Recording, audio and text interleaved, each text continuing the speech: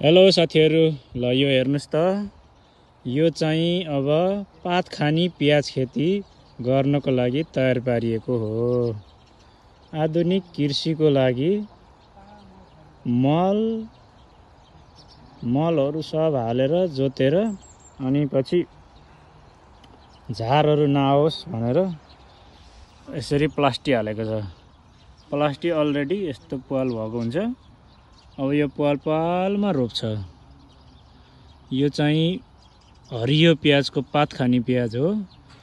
यति ठुलो संख्यामा गरेको छ कि अब हेर्नु त, यो यत्रो ठुलो बारी छ, यति ठुलो बारी छ। यत्रो धेरैमा गर्दाखेरि त थोरै नाफा भए पनि त अब धेरैबाट त करोडौं फाइदा हुन्छ नि त। त्यो हिसाबले गर्दाखेरि राम्रो आम्दानी हुँदो रहेछ। यहाँ लगानी पनि धेरै छ। यत्रो प्लास्टिक बिछाएर यहाँ कति पानीको पाइपहरू, यो साउको छ, कतिजना विदेशी राखेको छ, यहीँका लोकलहरूले गर्छन्। लगानी चाहिँ टन्नै हुन्छ। तर यहाँ चाहिँ फेरि मार्केटको ग्यारेन्टी, गुणस्तरीय उत्पादन चाहिन्छ। ट्याक्कै रेडी भएपछि यहीँ आउँछ, ठुलो टडक यहीँ भित्रै बारीभित्रै आउँछ, यहीँबाट पुरै लोड गरेर लिएर जान्छ। बजारको समस्या छैन। गुणस्तरीय उत्पादन गर्न सक्यो भने चाहिँ आम्दानी एकदमै राम्रो छ। कोरियाको आधुनिक कृषि यही हो। यस्तै गरेरै विदेशी कामदारलाई 2-3 लाख स्यालेरी दिन्छ। हामीले हाम्रो ठाउँमा चाहिँ अब यसरी उत्पादन गर्ने, हाम्रो खर्च अत्याधिक आउँछ नेपालमा यसरी गर्दा।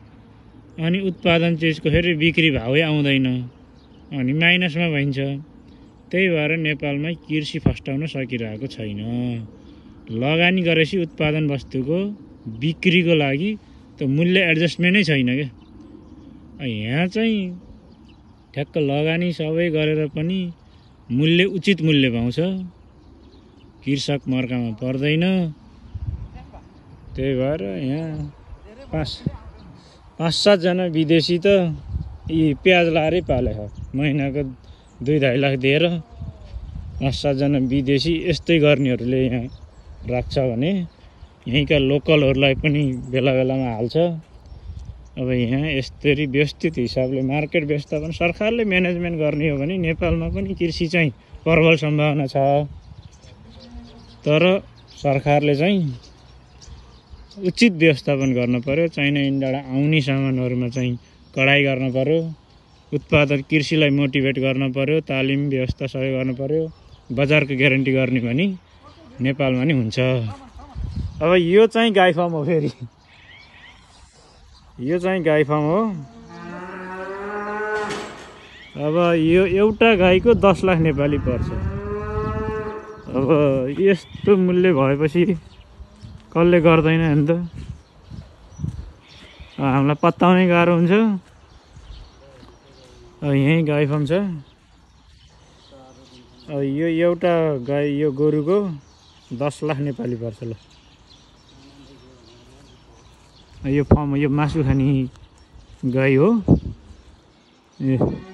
यसरी पालेको छ। क्याटेगोरी छुट्टाएर पाल्छौँ। सब मासु खाने हो। मासु खाने गाई हो। यसरी पालेको छ। बिचरा कस्तो आयो चारा। यसको एउटाको मूल्य 10 लाख नेपाली छ भनेपछि यिनीहरूले बजार मूल्य चाहिँ उचित पाउँछ कि। यसको उत्पादन 3 वर्ष टाइम कुर्नुपर्छ। त्यो समय अनुसार त्यसलाई खाएको चारा लगानी सब हिसाब गरेर राम्रो आम्दानी पनि हुन्छ। त्यही भएर यहाँ कृषकहरू एकदमै उत्साहित हिसाबले लगानी गर्छन् कृषि क्षेत्रमा। अहिले राम्रो कृषि क्षेत्रमा फड्को पनि मारेको छ कोरियाले। अब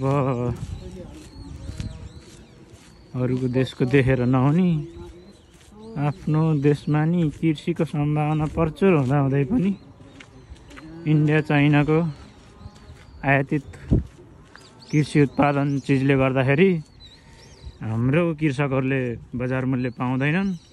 अनि कृषकहरू विस्थापित हुनुपर्ने बाध्यता छ। यो कुरापट्टि सरकारको ध्यान जान पर्यो।